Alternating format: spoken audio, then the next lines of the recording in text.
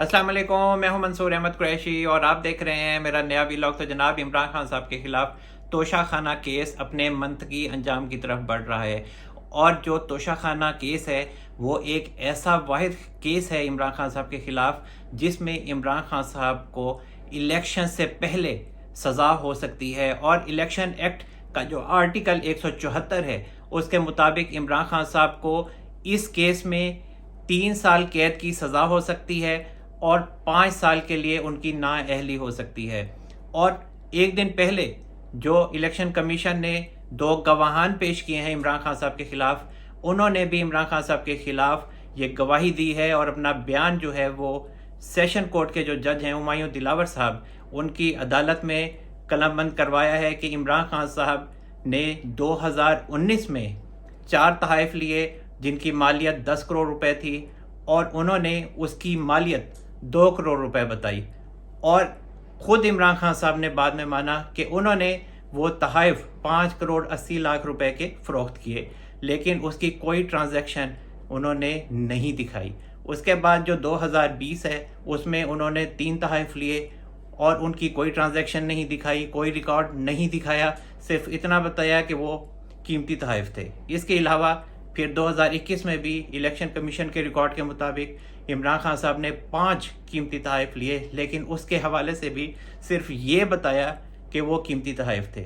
और इमरान खान साहब के ख़िलाफ़ तोशाखाना केस में जो कल अहम समाअत हुई है हुमायूं दिलावर साहब की सरबराही में उनकी अदालत में, तो वहाँ इमरान खान साहब के जो वकील हैं ख्वाजा हारिस साहब, जिन्हें इमरान खान साहब एक भारी फीस देते हैं, तो उनकी और जो हुमायूं दिलावर साहब हैं उनकी तकरार हुई है। और जो हुमायूं दिलावर साहब हैं वो ये चाहते थे कि ख्वाजा हारिस साहब कल जुमे वाले दिन अपने दलाइल जारी रखें ताकि ये जो केस है ये जल्द अपने मंतकी अंजाम को पहुँचे। लेकिन ख्वाजा हारिस साहब जो हैं वो बहानों से काम ले रहे हैं, क्योंकि ये जो तोशाखाना केस है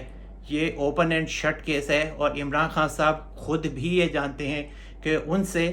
उनकी अपनी हुकूमत में इस केस के हवाले से बहुत बड़ा ब्लंडर हो गया है और इमरान खान साहब इस केस से नहीं बच सकते। और जो इमरान खान साहब की जो लीगल टीम है, जो वकला की टीम है, वो भी ये जानती है और वो जो करीबी ज़राए हैं वो ये बताते हैं कि इमरान खान साहब के वकला कहते हैं कि इमरान खान साहब का इस केस में बचना नामुमकिन है। और जो तकरार हुई है कल हुमायूं दिलावर साहब की और ख्वाजा हारिस साहब की, ख्वाजा हारिस साहब ने ये उज़र पेश किया कि वो ताज़ा दम नहीं है और केस की जो समाअत है वो 24 जुलाई सोमवार के दिन तक मुलतवी कर दी जाए। लेकिन हुमायूं दिलावर साहब ने ऐसा करने से इनकार किया और उनका कहना था कि अगर आज आप जुमे के बाद तक दलाइल नहीं देते तो फिर केस की समाअत को जारी रखा जाएगा। और जो ख्वाजा हारिस साहब हैं वो फिर कोर्ट में पेश नहीं हुए और फिर हुमायूं दिलावर साहब ने तोशाखाना केस की समाअत आज बरोज़ हफ्ता तक मुलतवी कर दी है। अब यहाँ पर बड़ी दिलचस्प सूरत हाल है। जो इमरान खान साहब के वकला हैं वो ये चाहते हैं कि इस केस पर किसी न किसी तरीके से स्टे हो जाए। अब एक दरख्वास्त जो है इमरान खान साहब के वकला की वो इस्लामाबाद हाई कोर्ट के चीफ जस्टिस आमिर फारूक साहब की अदालत में लगी हुई है और उसकी जो समाअत होनी है अब वो 27 जुलाई को होनी है। अब एक और जो दरख्वास्त है वो सुप्रीम कोर्ट में भी लगाई गई है और उसको नंबर लग चुका है, लेकिन अभी उसे टेकअप नहीं किया गया। अब इस्लामाबाद हाई कोर्ट में जो इमरान खान साहब ने दरख्वास्त दायर की है उसमें ये मौक़िफ़ इख्तियार किया गया है कि उनका जो केस है वो जो मरकज़ी केस है तोशाखाना का वो लाहौर हाई कोर्ट के लार्जर बेंच में लगा हुआ है और जो ये काबिल समाअत होने का फ़ैसला दिया था हुमायूं दिलावर साहब ने उस पर स्टे कर दिया जाए। अब इस्लामाबाद हाई कोर्ट में इमरान खान साहब की दरख्वास्त पर समाअत 2 दिन पहले हुई थी और वहाँ इमरान खान साहब को एक ज़बरदस्त धचका लगा था और इमरान खान साहब को जो तोशाखाना का केस सेशन कोर्ट में चल रहा है उस पर स्टे नहीं मिला था। और फ्रीकैन को जो चीफ जस्टिस हैं आमिर फारूक साहब हाई कोर्ट के, उन्होंने नोटिस जारी किए थे और अब ये जो समाअत है ये 27 जुलाई को होगी। हालांकि पहले जो इस्लामाबाद हाई कोर्ट है وہ عمران خان صاحب کو زبردست طریقے سے ریلیف دیتی رہی ہے، لیکن یہاں ان کو سٹے نہیں ہوا اور کیس جو ہے وہ سیشن کورٹ میں تیزی سے چل رہا ہے اور گواہان کے جو بیانات ہیں وہ بھی قلم بند ہو چکے ہیں۔ اس سے یہ تاثر ملتا ہے کہ عمران خان صاحب کے خلاف یہ جو توشہ خانہ کا کیس ہے یہ اپنے منطقی انجام کی طرف بڑھ رہا ہے۔ اور سپریم کورٹ میں عمران خان صاحب نے جو درخواست دائر کی ہے اس میں انہوں نے یہ موقف اختیار کیا ہے کہ چیف جسٹس اسلام آباد ہائی کورٹ عامر فاروق صاحب نے جو حکم جاری کیا تھا کہ سیشن کورٹ کے ہمایوں دلاور صاحب یہ فیصلہ کریں کہ یہ جو توشہ خانہ کا کیس ہے یہ قابل سماعت ہے یا ناقابل سماعت ہے، حالانکہ ہمایوں دلاور صاحب یہ پہلے ہی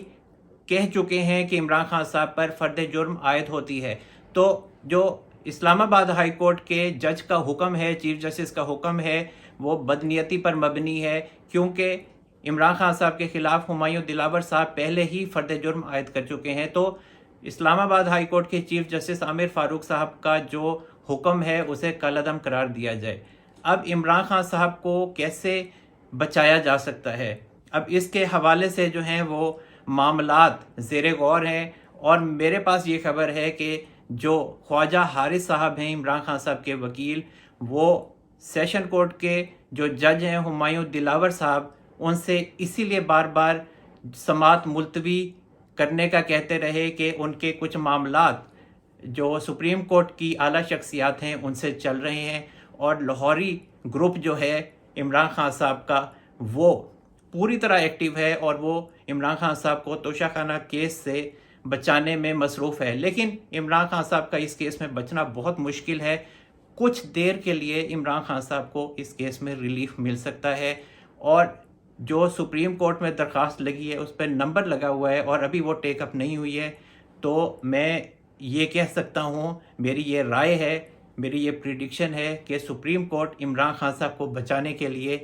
آئے گی میدان میں اور اس درخواست کو ٹیک اپ کرے گی۔ اب 27 جولائی تک اگر ہائی کورٹ درخواست کو ٹیک اپ کرتا ہے، دوبارہ سے سماعت کے لیے انہوں نے مقرر کیا اسلام آباد ہائی کورٹ نے، تو کافی دن ہے ابھی، اس میں کافی حد تک جو معاملہ ہے وہ سیشن کورٹ میں نمٹ جائے گا۔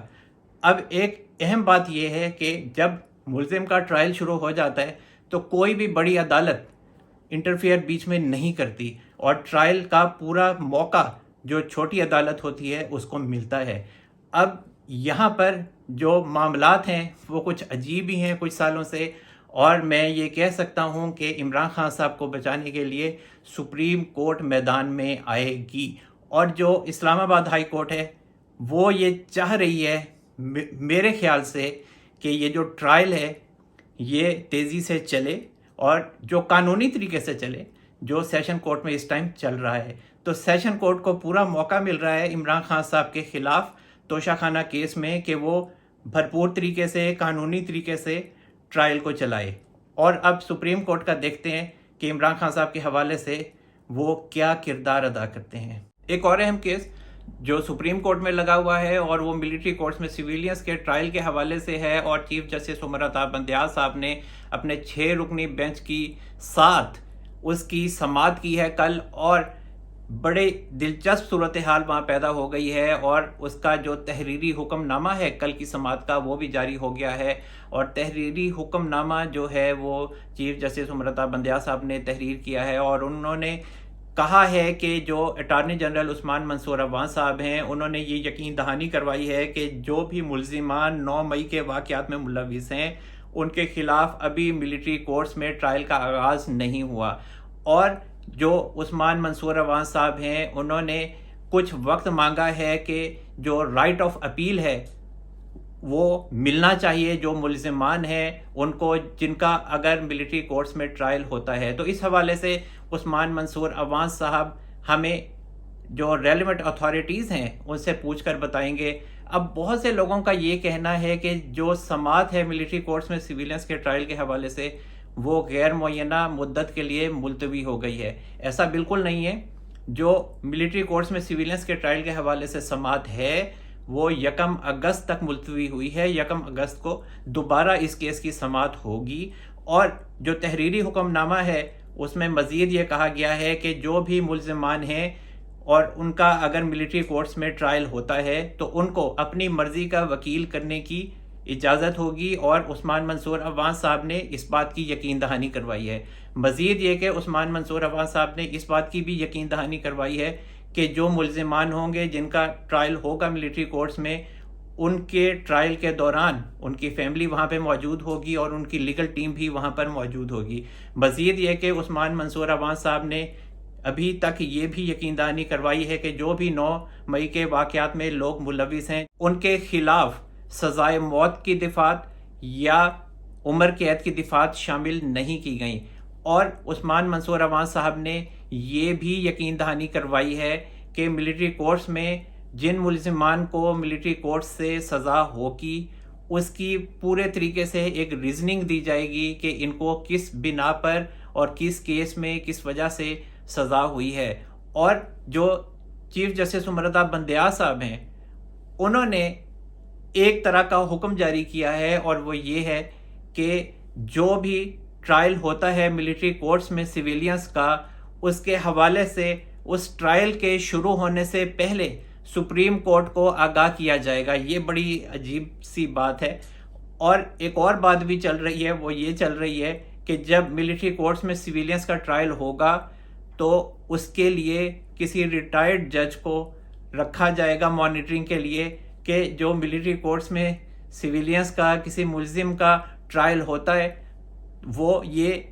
ریٹائرڈ جج کو بتا سکے کہ اس کا یہ ٹرائل ٹھیک ہو رہا ہے یا نہیں ہو رہا۔ تو یہ بھی سہولیات اس دفعہ ملنے والی ہیں۔ اور دیکھیں عمران خان صاحب کو بچانے کے لیے سپریم کورٹ کو کیا کیا پاپڑ بیلنے پڑ رہے ہیں۔ تو اب میں نے آپ کو پہلے بھی بتایا تھا کہ ملٹری کورٹس میں سویلینز کے ٹرائل کا جو معاملہ ہے سپریم کورٹ بھرپور طریقے سے عمران خان صاحب کو ریسکیو کرے گی، اور وہ ریسکیو کر رہی ہے۔ اور جو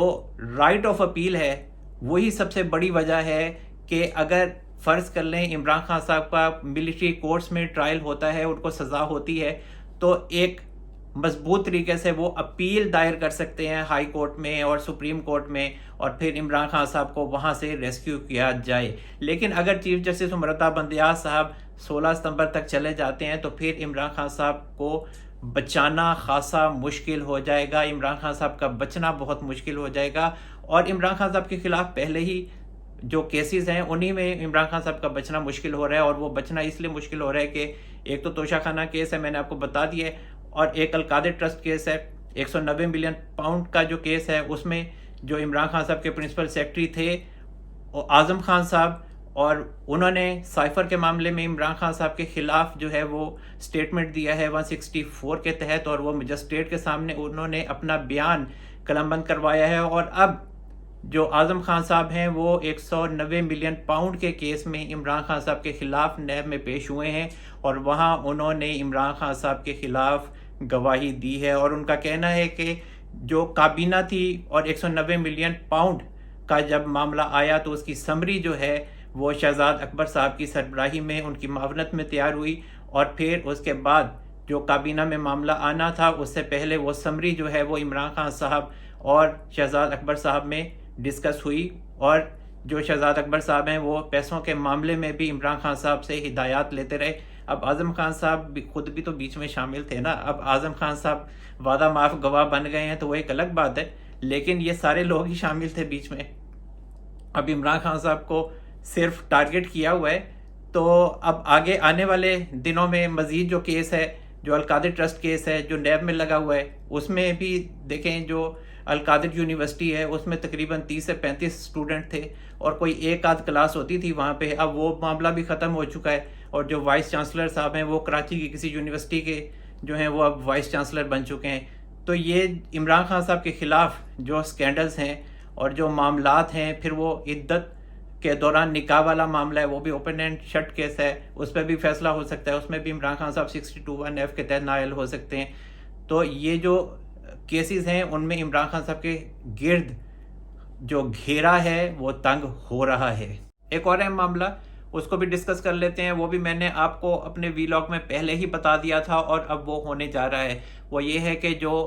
کوئٹہ کے ایک وکیل تھے اور انہوں نے عمران خان صاحب کے خلاف آرٹیکل 6 کے تحت कार्रवाई करने की इस्तदा की थी, दरख्वास्त दी थी और उनका फिर मर्डर हो गया था। तो उनके मर्डर के हवाले से इमरान खान साहब के ख़िलाफ़ FIR दर्ज करवाई गई थी, जिनमें दहशत गर्दी की दिफात भी शामिल की गई थी। उसके बाद जो बलूचिस्तान हाई कोर्ट का डिवीज़नल बेंच था, उसने इमरान खान साहब के जो ज़मानत के दरख्वास्त थी वो मुस्तरद कर दी थी और वारंट गिरफ्तारी जारी कर दिए थे। और फिर उसके बाद जो लतीफ़ खोसा साहब हैं, उन्होंने सुप्रीम कोर्ट में दरख्वास्त दायर की थी और वो जो दरख्वास्त थी उसको टेकअप किया था जस्टिस इजाज़ुल एहसन साहब ने और जो जस्टिस आयशा मलिक साहिबा हैं उन्होंने। और उन्होंने भी इमरान खान साहब के जो वारंट गिरफ्तारी हैं वो बरकरार रखे थे और उनका कहना था कि जो बलूचिस्तान हाई कोर्ट का डिवीज़नल बेंच था उसका जो फैसला था उसको हम ख़त्म नहीं कर सकते, उस पर स्टे नहीं कर सकते। तो इसी वजह से आपको इस मामले में जो चीफ जस्टिस हैं सुप्रीम कोर्ट के,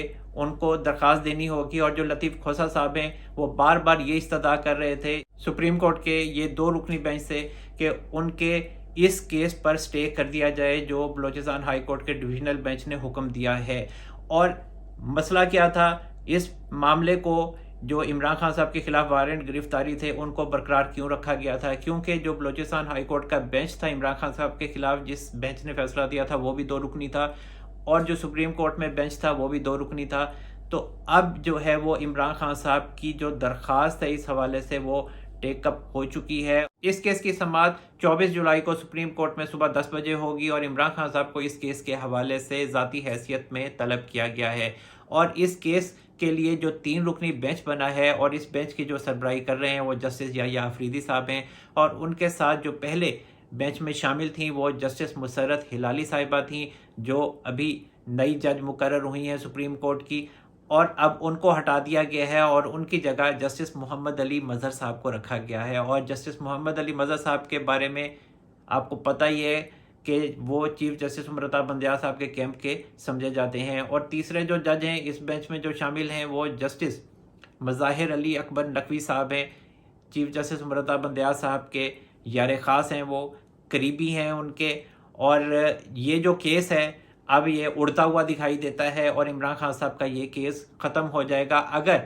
फैसला जो है वो 2-1 से भी आता है, क्योंकि 2 जो जज हैं इनमें वो जस्टिस मोहम्मद अली मजहर साहब और जस्टिस मज़ाहिर अली अकबर नकवी साहब वो इमरान खान साहब के ख़िलाफ़ इस केस को ख़त्म कर देंगे। बाकी मेरा ख़्याल है कि ये जो केस है ये 3-0 से ख़त्म होने वाला है। लेकिन मैंने आपको अपने वीलॉग में पहले ही बता दिया था कि सुप्रीम कोर्ट जो है वो 3 रुकनी बेंच बनाएगा और फिर इमरान खान साहब का ये जो केस है ये ख़त्म हो जाएगा। और बहुत से लोग ये बात करते हैं कि इमरान खान साहब जो हैं वो इलेक्शन में हिस्सा लेंगे। तो मैं आपको बता दूं कि इमरान खान साहब इलेक्शन में हिस्सा नहीं लेंगे। उनके जो फॉलोअर्स हैं वो ये समझते हैं कि इमरान खान साहब ही आइंदा मुल्क के वज़ीर आज़म होंगे। तो ये बात बिल्कुल क्लियर है कि इमरान खान साहब को इस दफ़ा इलेक्शन में हिस्सा नहीं लेने दिया जाएगा और उनके जो करीबी साथी हैं उनको भी इलेक्शन में हिस्सा लेने नहीं दिया जाएगा। और